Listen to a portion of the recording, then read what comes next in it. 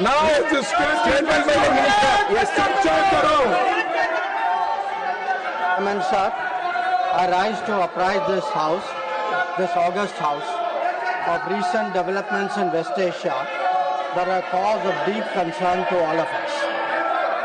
Nothing will go on record except the minister's statement. As honorable members are aware, this round of conflict started on 28 February 2026. It has witnessed not only fighting between Israel and the United States on one side and Iran on the other, but also attacks on a number of Gulf states.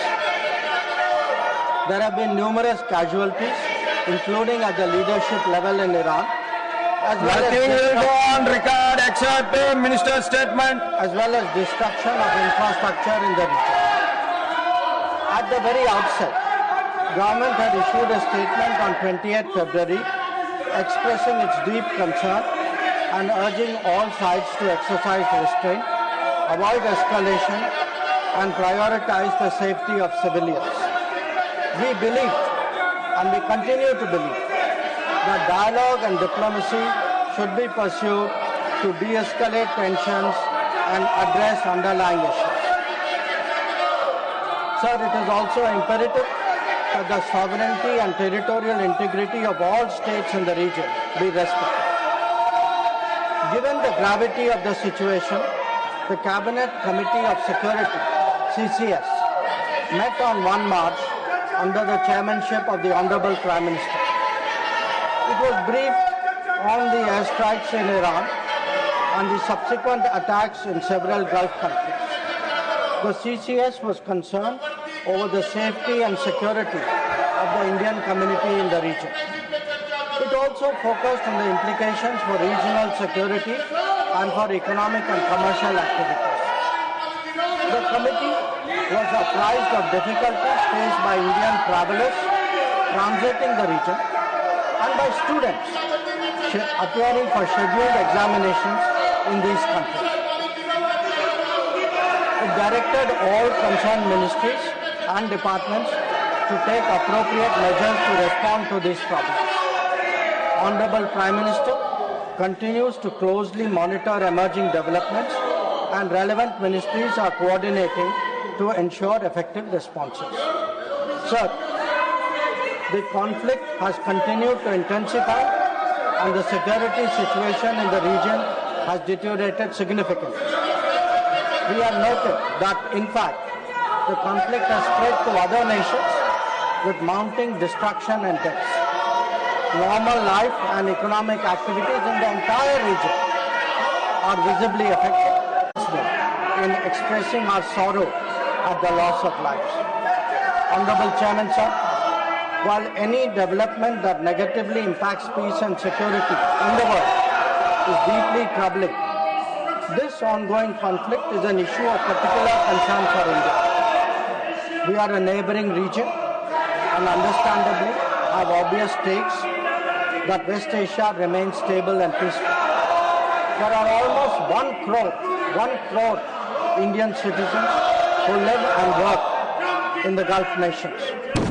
In Iran too, there are a few thousand Indians who are there for study or for employment.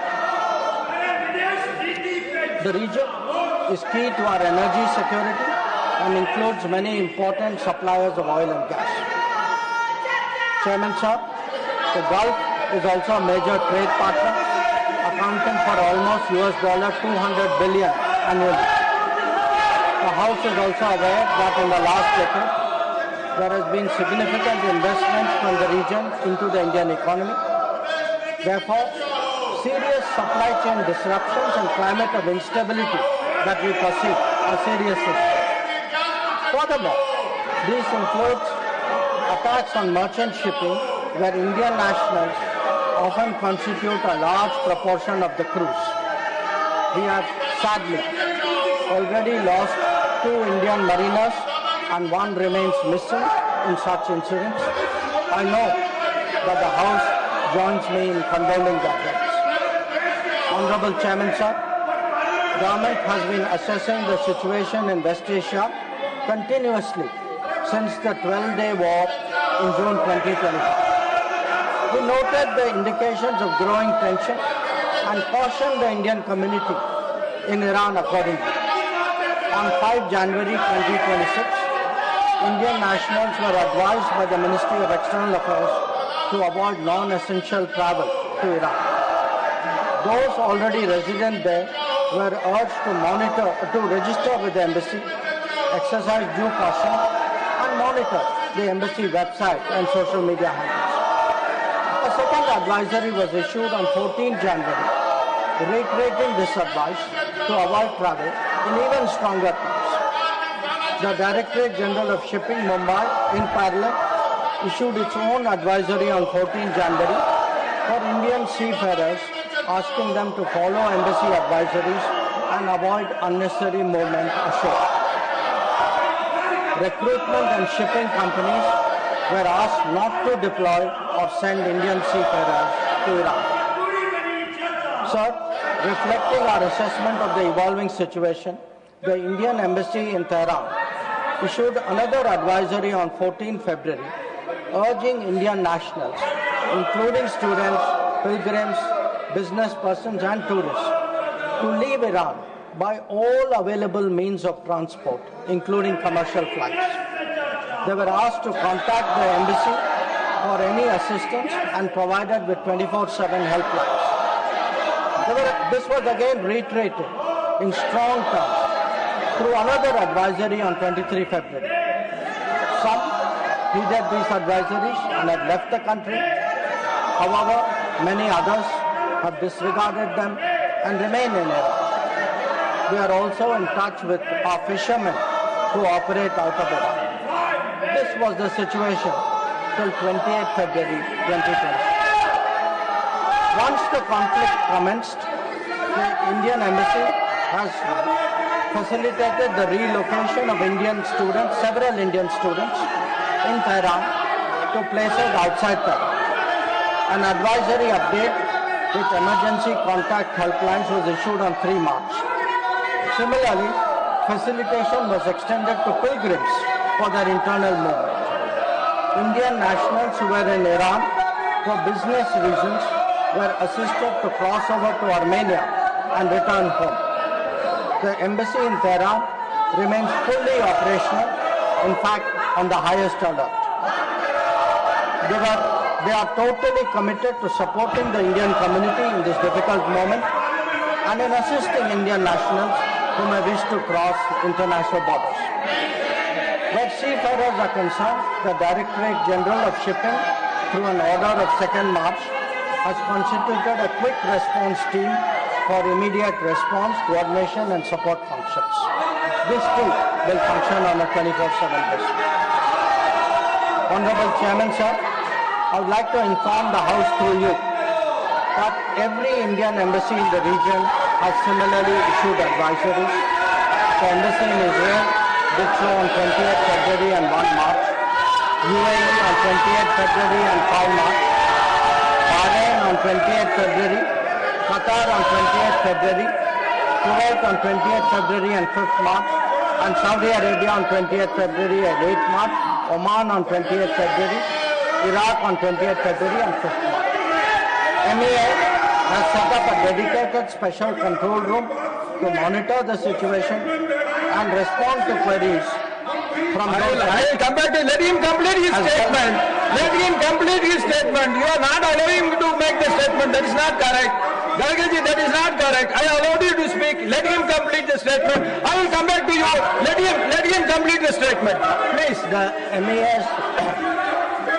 The MEA's latest update on this was issued on 7th of March. Honorable Chairman, sir, our diplomats have also worked hard to assist stranded transit passengers in hubs like Dubai, Doha and Abu Dhabi. They have facilitated international border crossings for Indian nationals, including from UAE to Oman and from Qatar, Kuwait and Bahrain to Saudi Arabia. Wherever there has been a partial opening of airspace, we have approved and undertaken commercial flights, including non-scheduled flights, to enable the return of Indian passengers. Our estimate is that as of yesterday, almost 67,000 of our nationals have done so. Sir, I also saw, today I was informed of a handout information put out by the Ministry of Civil Aviation, and this tells us of the efforts government is making. Yesterday there were 15 inbound flights operated by Indian carriers which arrived in India, on the 7th. On the 8th there were 49 flights, and on the 9th there are 50 flights. So I want to assure the House that every effort is being made that those who are stuck in the region, those who are transit passengers who are there, those who need to come back urgently from this region, we are making every effort for them to do so. Chairman, sir, throughout this period, government maintained close contact with relevant countries. Honorable Prime Minister himself has spoken to the President of UAE, the Amir of Qatar, the Crown Prince of Saudi Arabia, the Crown Prince of Kuwait, the King of Bahrain, the Sultan of Oman, the King of Jordan, and the Prime Minister of Israel. In each case, we received assurances that the well-being of the Indian community would be a priority for the host government. I have similarly been in close touch with my counterparts in these countries. Insofar as the United States is concerned, we have maintained regular contacts through diplomatic channels. While attempts have been made, contacts with Iran at the leadership level are obviously difficult at this time. I have, however, spoken to Foreign Minister Arakchi on 28 February and 5 March 2026. We will continue these high-level conversations in the coming days. Sir, the House will also be interested in the issue of an Iranian vessel that is currently docked in Kochi. The Iranian side had requested permission on 28 February for 3 ships in the region to dock at our ports. This was accorded on 1 March. IRIS Lavan actually docked on 4th March in Kochi. The crew is currently in Indian naval facilities. We believe that this was the right thing to do, and the Iranian foreign minister has expressed his country's thanks for this humane gesture. Honorable Chairman, sir, in view of the implications of this conflict for our energy security, I also seek to address that particular concern. Government remains committed to ensuring that fully taking into account availability, costs, and risks of the energy markets. For us, the interests of the Indian consumer has and will always be the overriding priority. Where required, Indian diplomacy has supported the endeavours of our energy enterprises in this volatile situation. Honourable Chairman, sir, let me conclude by highlighting the 3 guiding factors of our approach. 1. India is in favour of peace and urges a return to dialogue and diplomacy. We advocate de-escalation, restraint, and ensuring the safety of civilians. 2. The well-being and security of the Indian community in the region is our priority. We will continue to work with the governments of the region towards that end. And 3. Our national interest, including energy security and trade flows, will always be paramount. I am confident, sir, that the government has the full support of this august House on this matter. I thank you. Now, Honourable Leader of the House. आदरणीय सभापति जी, बहुत तफसील में विदेश मंत्री जी ने वर्तमान परिस्थिति मिडिल ईस्ट में उसके बारे में इन्होंने जो वक्तव्य दिया है और सरकार की मंशा और सरकार ने किस तरीके से इस क्राइसिस में अपने आप को आगे इन सारी चीज़ों को एड्रेस किया है, इसको बहुत तफसील से बहुत डिटेल में माननीय मंत्री जी ने रखा है। जो ऑपोजिशन की तरफ से एनर्जी के बारे में भी प्रश्न था, उसका भी उन्होंने उस पर प्रकाश डाला है और बताया है कि सरकार किस तरीके से सारी चीज़ों पर सजग भी है, एक्टिव भी है, एड्रेस भी कर रही है और उन सभी समस्याओं के साथ आगे बढ़ करके भारत की जनता को और भारत की आवश्यकता को ध्यान में रख करके हम आगे बढ़ रहे हैं। बहुत दुख के साथ मुझे कहना पड़ रहा है कि विपक्ष का जो व्यवहार है वो बहुत ही गैर जिम्मेदाराना है। बहुत ही गैर जिम्मेदाराना और यह निंदनीय भी है। इसको जितनी निंदा की जाए वो कम है। इनका इंटरेस्ट न देश में है, न इनका इंटरेस्ट डिबेट में है, इनका इंटरेस्ट एनार्की पैदा करने में है। आज लीडर ऑफ द ऑपोजिशन को आपने 176 के तहत बोलने का मौका दिया। उन्होंने सब्जेक्ट छोड़ करके मैटर पर शुरू कर दिया चर्चा करना। उनको यह मालूम है और था कि विदेश मंत्री जी ने विस्तृत रूप से इन सारी चीजों की चर्चा करनी है, लेकिन उन्होंने अपने तरफ से सारी चीजों को डिटेल में रखना शुरू किया और आपने रूलिंग दी कि I will come back to you on this matter and I will give a thought और इस पर डिस्कशन के लिए करेंगे। इनका इंटरेस्ट कभी भी चर्चा में नहीं रहा है। इनका इंटरेस्ट अच्छा नहीं लगेगा लेकिन हुड़दंग मचाने में है, हुलिगनिज्म है। और मैं उदाहरण के साथ आपको बताना चाहता हूं इस हाउस में इनका रोल क्या है। इन्होंने बहुत हल्ला किया एसआईआर के बारे में। आपने इलेक्शन रिफॉर्म्स, इलेक्टोरल रिफॉर्म्स के बारे में चर्चा का मौका दिया। 9 और 10 दिसंबर 2025 को चर्चा हुई। लगभग 18 घंटे चर्चा चली और दुख की बात यह है कि इलेक्टोरल रिफॉर्म्स के बाद इस सारी चर्चा में यह वॉकआउट कर गए जब हमारे तरफ से जवाब देने की बारी है। उसी तरीके से जब special discussion regarding the India's astronaut abroad in international space station and critical role of the space program विकसित भारत 2047 पर चर्चा हो रही थी 18 अगस्त 2025 को, तो ऑपोजिशन ने इस चर्चा में भाग लेने से अपने आप को अलग रखा। मैं यहां यह भी बताना चाहता हूं कि इनका रिकॉर्ड आपको सामने रखना चाहता हूं। इन्होंने बहुत हल्ला किया, ऑपरेशन सिंदूर, जरा चर्चा करो, पहलगाम का अटैक।